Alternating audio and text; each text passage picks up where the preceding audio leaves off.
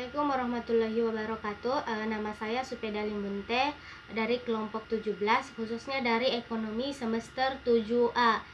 Di sini saya akan mempresentasikan hasil makalah kami, di mana yang berjudul menentukan pendapatan dari anak dan nilai investasi akhir, menjelaskan jurnal eliminasi untuk membuat laporan posisi keuangan konsolidasi, membuat laporan keuangan konsolidasi, di mana bagian saya yaitu pada bagian A.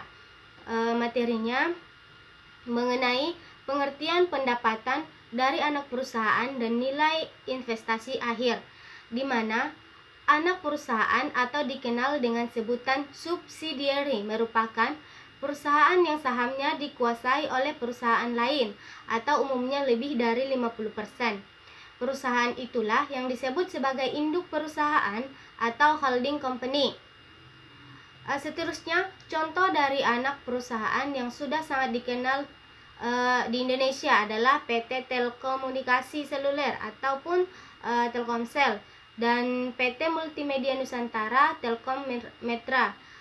Keduanya merupakan anak perusahaan dari Telkom Indonesia. Adapun terbentuknya induk perusahaan dan anak perusahaan dapat terjadi karena tiga hal. Yang pertama, prosedur residu, di mana dalam prosedur ini perusahaan asal dipecah menjadi masing-masing sektor usaha. Perusahaan yang dipecah tersebut akan menjadi perusahaan yang mandiri. Sisanya berubah menjadi perusahaan induk yang memegang saham perusahaan pecahnya dan perusahaan lain jika memang ada. Kemudian yang kedua, prosedur penuh, di mana prosedur penuh pada sejatinya lebih cocok diterapkan pada perusahaan yang belum mengalami perpecahan atau kepemilikan yang sama. Kemudian, apabila perusahaan yang saling terhubung atau memiliki kepemilikan yang sama dan tidak terkonsentrasi dalam suatu perusahaan, maka prosedur ini bisa dijalankan.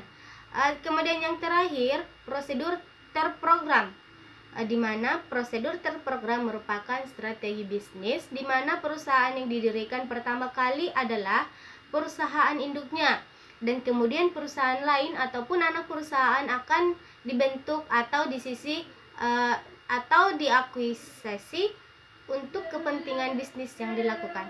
Terima kasih. Cukup sekian penjelasan dari saya.